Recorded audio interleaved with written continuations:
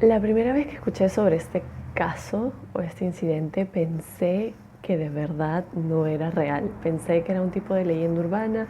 Primero pensé que como que solo era una película. Me pasaron el nombre del caso, lo leí y resulta que era real.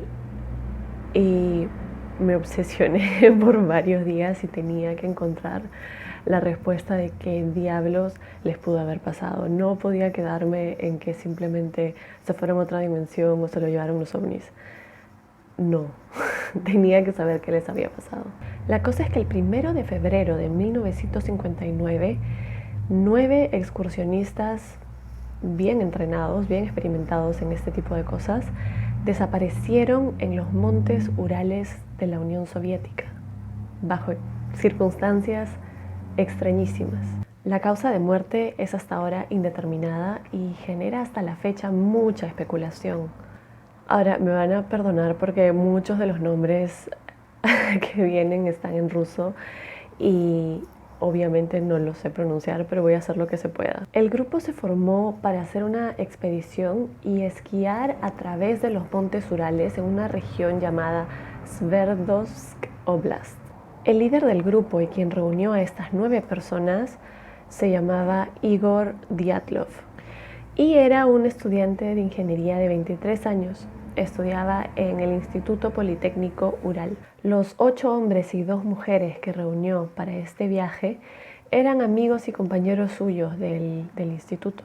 Todos ellos tenían entre 20 y 38 años y todos eran excursionistas experimentados de grado 2. Y al regresar de este viaje recibirían su certificado de que habían logrado el grado 3. En esta época de la Unión Soviética, el grado 3 era el grado más alto que podías recibir en este rubro y requería de que recorras cerca de 300 kilómetros como mínimo en terreno difícil. Con este certificado podías enseñar y se te consideraba como maestro en el tema. La meta final de esta expedición era llegar a una montaña llamada Gora Otorten, una montaña de categoría 3, es decir, la más difícil.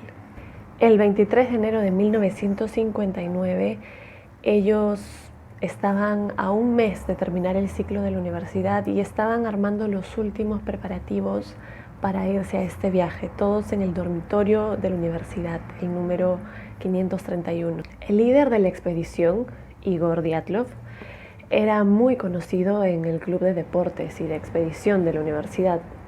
Es más, se consideraba que él tenía una autoridad indisputable y era casi o consideraban como un honor irse en su grupo de viaje. Según el plan, la duración mínima del viaje sería de 16 días.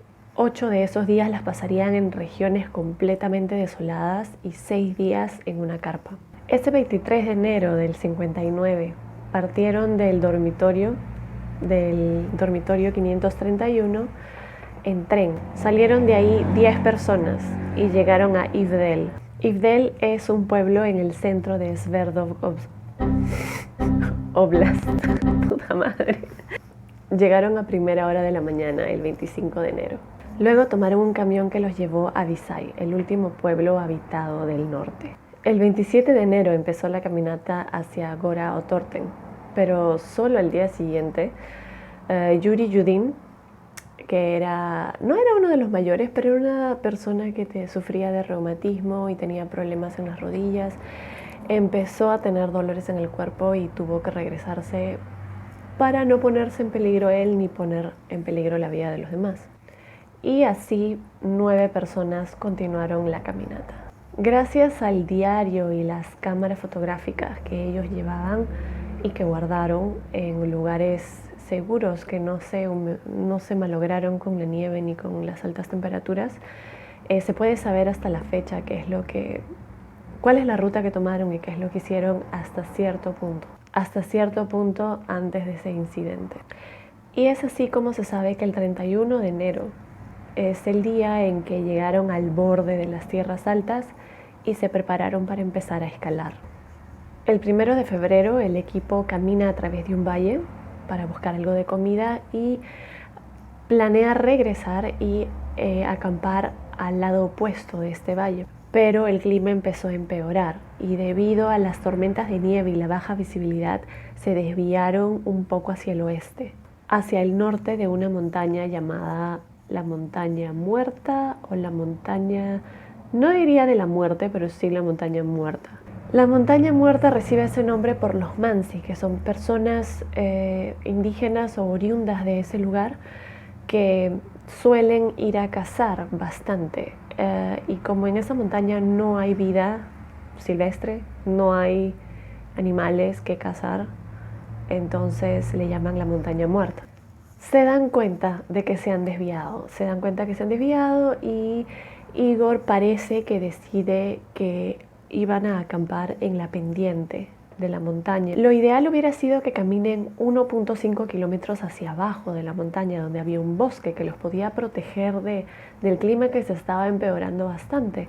Pero se cree de que Dyatlov decidió acampar ahí en la pendiente, uno ya sea para practicar acampar en pendiente en climas difíciles o para no perder la altura que ya habían ganado. A partir de este momento no se sabe más qué es lo que sucedió y lo que viene es pura especulación. Antes de partir, Dyatlov le dijo al club de deportes de la universidad de que él, apenas lleguen a Vitsay de regreso, les mandaría un telegrama para indicar que todos estaban bien. Y se supone que ellos pensaban estar aproximadamente por Vitsay hasta el 12 de febrero aproximadamente. Pero cuando Yuri Yudin se dio media vuelta para regresarse, por lo que le dolía un poco el cuerpo, Dyatlov le dijo a Yuri que quizás se demoren un poco más, así que no lo esperen el 12, que quizás un par de fechas más adelante. Y fue por eso que cuando llegó el 12 de febrero y no recibían noticia del grupo, todavía nadie se alarmaba. Pero ya el 20 de febrero los familiares y amigos pidieron a la universidad, o exigieron más bien, que se arme un grupo de rescate. Y se envió el primer grupo de rescate en esas fechas. Ese grupo estaba compuesto de profesores y estudiantes de la universidad. Avanzaba el tiempo, avanzaban las fechas y no los encontraban, y poco a poco se fue involucrando a los militares, que empezaron a usar para la búsqueda aviones y helicópteros. Es el 26 de febrero que se encuentra la carpa dañada y abandonada en la pendiente de la Montaña Muerta. Un estudiante llamado Mikhail Sharavin es el que encontró la carpa y cuenta de que la encontró rota, cubierta de nieve, pero adentro estaban las pertenencias de los chicos que desaparecieron. No había nadie adentro, pero se alarmó porque es raro de que encontraron sus zapatos dentro de la carpa, lo cual indica que los excursionistas salieron sin zapatos en toda la nieve. Encima de eso, los investigadores concluyeron de que la carpa había sido rota desde adentro, es decir, los excursionistas estaban adentro, probablemente durmiendo, sin zapatos, y de pronto algo los hace romper la carpa desde adentro y salir con las mismas, sin zapatos, sabiendo que el clima afuera estaba atroz. Luego se encontraron 8 huellas de personas que salían de la carpa. Resulta que parece que algunos habían salido sin zapatos, otros sin medias, otros habían salido con un zapato y en medias, un zapato y una media. Todas estas huellas parecía que se estaban yendo hacia un pequeño bosque que estaba a 1.5 kilómetros al noroeste. Pero después de 500 kilómetros estas huellas estaban cubiertas de nieve. Al borde de este bosque, bajo un pino, es donde encontraron los restos de una pequeña fogata. Y es ahí donde se encontraron los primeros cuerpos. Se encontraron los cuerpos de Georgy Krivonichenko, de 23 años, y de Yuri Doroshenko. Los encontraron sin zapatos y vestidos solo en ropa interior. Las ramas del árbol estaban rotas hasta 5 metros de alto, lo cual indica que quizás intentaron subir el árbol para ya sea sacar ramas para la fogata, o quizás para ubicar dónde estaba la carpa, para intentar regresar. Entre el árbol y el campamento, los investigadores encontraron 3 cuerpos más. Los de Igor Dyatlov, de 23 años, Zinaida Kolmogorova, de 22, y Rustem Slobodin, de 23 años, que parecían haber muerto tratando de regresar al campamento. Fueron encontrados por separado a 300, 480 y 630 metros del árbol. Pero aún no encontraban al resto, faltaban 4 excursionistas más que todavía no se sabía nada. Los encontraron tras 2 meses más de búsquedas. Los encontraron el 4 de mayo bajo 4 metros de nieve en un barranco. Era un barranco dentro de este bosque y estaba a 75 metros del árbol donde encontraron a los otros. 3 de los 4 estaban mejor vestidos de aquellos que fueron encontrados antes, pero estaban vestidos con la ropa de sus compañeros. Una de ellas, Ludmila Dubinina, estaba usando los pantalones quemados y rotos de Krivonichenko, uno de los chicos encontrados bajo el árbol. Y su pie izquierdo estaba envuelto en la casaca rota de Krivonichenko. Una investigación legal empezó después de que se encontraran los 5 primeros cuerpos. Y los exámenes médicos concluyeron que habían muerto de hipotermia, estos 5 primeros. Aunque Slobodin tenía una pequeña fractura en el cráneo, pero se determinó que no era una fractura muy grave y que eso no fue lo que causó su muerte. Cuando se examinó los cuerpos que se encontraron en mayo, ahí cambiaron un poquito las cosas ya. Uno de ellos tenía fracturas muy graves en el cráneo y otros 2 tenían el pecho fracturado. Según los investigadores, la fuerza que se necesita para causar ese tipo de daños es semejante al de un choque de auto. Pero los cuerpos no mostraban señales de heridas externas que fueran consistentes con las fracturas internas. Entonces era como si los cuerpos hubiesen sido sometidos a una gran presión. Asimismo, uno de ellos fue encontrado sin ojos y sin lengua y sin parte de un labio. Otros fueron encontrados sin ojos también y sin partes de las cejas. Pero se encontró que estas heridas fueron hechas post-mortem, probablemente por animales carroñeros. Inicialmente se pensó de que los Mansi, los indígenas de esa zona, los habían atacado supuestamente porque habían invadido sus tierras. Y se interrogó a muchos de ellos, pero al final se llegó a la conclusión de que ellos no habían sido. No solo porque los Mansi eran personas no agresivas, para nada violentas, sino también porque no encontraron más huellas. Si hubiesen sido los Mansi hubiesen encontrado más huellas, pero solo encontraron las de los excursionistas. Otra cosa también es que no se encontró señales de pelea en los excursionistas, que de hecho hubiesen intentado defenderse, pero no había señales de eso. Adicionalmente se encontró a niveles altos de radiación en la ropa de una de las víctimas. En esos tiempos la investigación se cierra diciendo de que la muerte había sido causada por una fuerza natural, nada más. La investigación se cierra en mayo del 59 y todos los archivos fueron a parar al archivo secreto de la Unión Soviética. En el 97 se revelaron los negativos de la cámara de Krivonichenko y los diarios del equipo fueron puestos a disposición del dominio público de Rusia en el 2009. Luego, el 12 de abril del 2018, los restos de Zolotarev fueron exhumados por iniciativa de periodistas del periódico ruso Komsomolskaya Pravda, y se obtuvieron los siguientes resultados. 1. Los daños a su cuerpo correspondían a los de un atropello con un automóvil. 2. El análisis de ADN mostraba de que el ADN de la persona enterrada de Zolotarev no coincidía con el de sus parientes vivos más cercanos. Adicionalmente, su nombre no parecía estar en la lista de los enterrados en el cementerio. Es decir, se creó la pequeña leyenda de que quizás ese no era Zolotarev, habían enterrado a otra persona. Pero después de la reconstrucción facial que le hicieron al cráneo, se comprobó de que la cara de la reconstrucción facial era muy parecida a las fotos que se tenía de Zolotarev.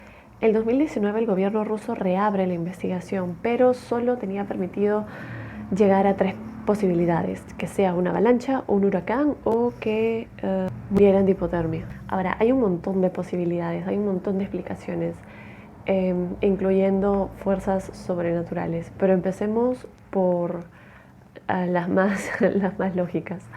Una de ellas es que puede que hayan muerto en una avalancha. Benjamin Ranford sugiere que esa es una de las más probables, pero tiene muchas cosas en contra.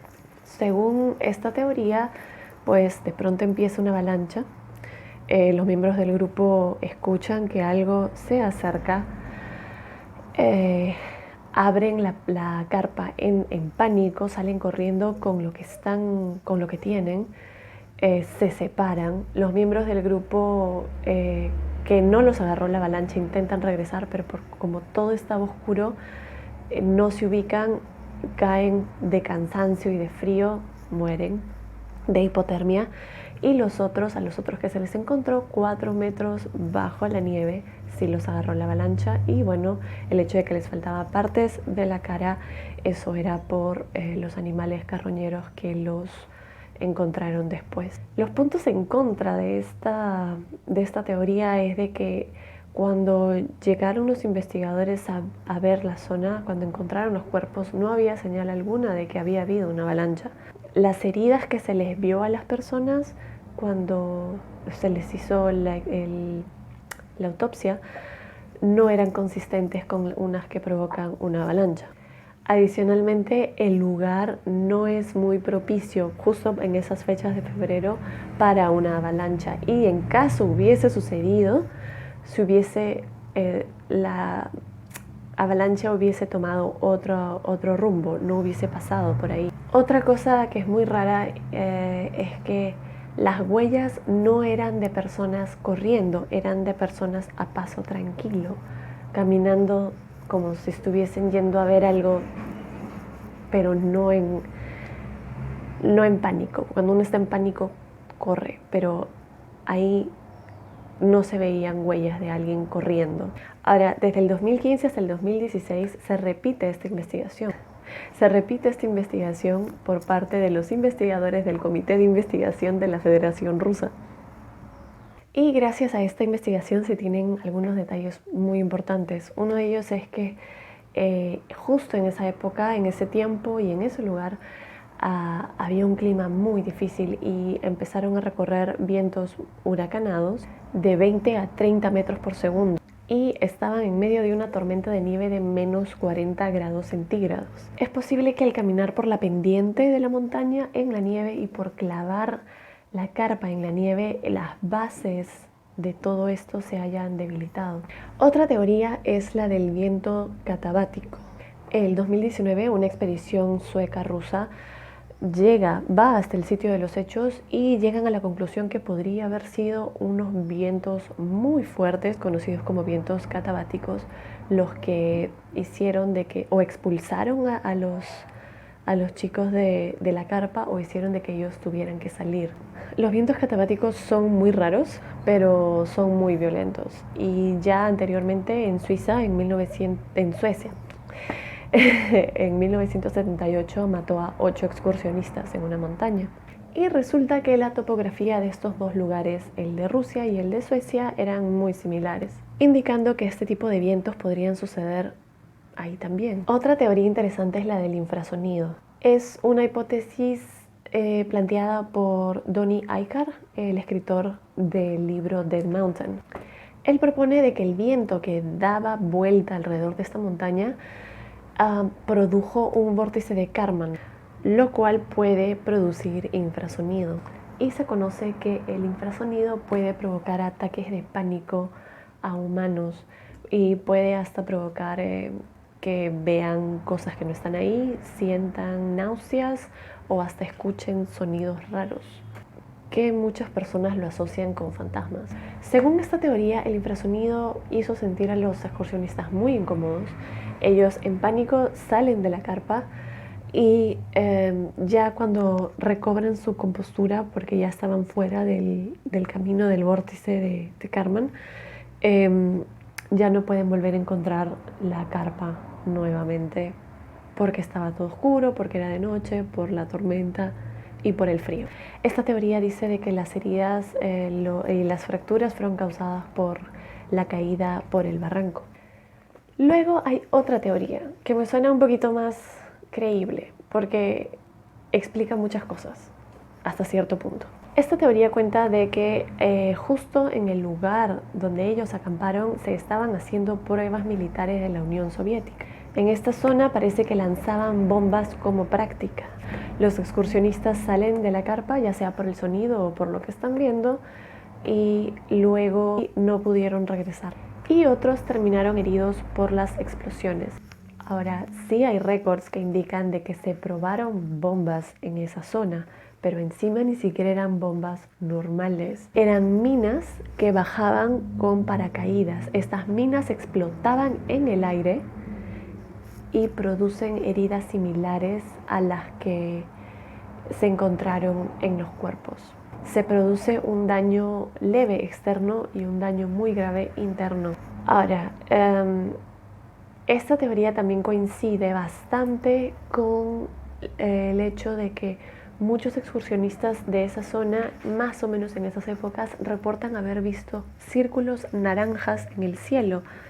Entonces, editando un poquito, porque hay distintas teorías con respecto a estas de pruebas militares, ¿no?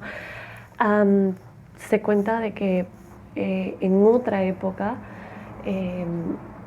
un grupo de excursionistas va a una zona cercana a esta y uno de ellos sale de la carpa en la noche y ve unas de estas bolas en el cielo naranjas y llama a sus amigos para que vean esto, y todos salen en medias, en pijama, no se visten porque no creen de que corren peligro, para ver estas bolas naranjas. Entonces se cree de que probablemente alguien salió de la carpa a medianoche o en la noche, vio estas bolas, llama al resto. Por eso es que a uno de ellos se le encuentra con ropa de dormir o interior en realidad, y con su cámara en el cuello. Entonces creen de que quizás agarró su cámara para tomarle foto a estas bolas naranjas y resulta que eran minas que estaban explotando en el cielo, y los agarró a algunos de ellos. Esa parte sí ya no... Hay gente que especula de que los militares los vieron, que les hicieron daño o que simplemente les cayeron las bombas encima. Ahora también hay otra teoría que cuenta de que estaban haciendo pruebas radiológicas o de radiación en esta zona, pero esa no es muy consistente porque solo se encontró radiación en una de las víctimas. Si hubiese habido eso, si hubiesen habido pruebas de este tipo, se hubiese encontrado radiación en todos. El International Science Times dijo de que en realidad todos murieron simplemente de hipotermia y que se produjo algo que se llama un desvestirse paradójico. Lo que pasa es que cuando uno empieza a sufrir de hipotermia, empieza a sentir que te quemas, como un tipo de calor.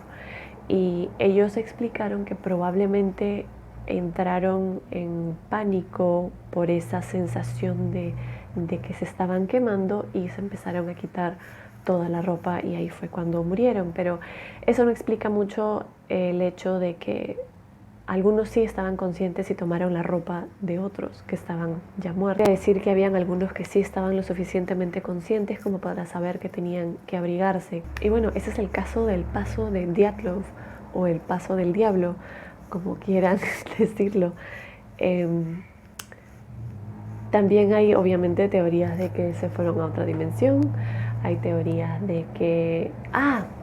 está la teoría del pie grande, que se cree el Yeti que vive por ahí, según teorías.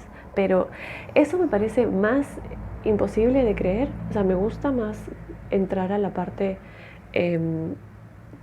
más científica y un poco más creíble antes de irme por esos lados, ¿no? Ya si no encuentro realmente algo creíble, quizás podría pensar que fueron los extraterrestres, que fueron los marcianos, que fue otra dimensión, que fue el Yeti, pero para mí puede ser entre infrasonido, puede ser... Hay una teoría de que en esa zona no hay mucha gravedad y que la gravedad los lanza, pero lo encontré en una página que no era muy confiable. Supuestamente esta teoría había sido por un había sido dada por un científico alemán con 1 millón de PhDs, pero nunca llegué a encontrar. Voy a seguir buscando y si lo encuentro lo pongo en la descripción. La página no ofrecía una descripción, una explicación muy real, o sea, muy creíble, muy detallada. Simplemente decía de que la falta de gravedad en esa zona lanzó a los excursionistas de su carpa, pero voy a ver si encuentro el informe real de la persona real y si es que la persona, el científico este realmente existe, porque últimamente... Y bueno, ese fue el video de hoy. Espero que les haya gustado y nos vemos hasta la próxima.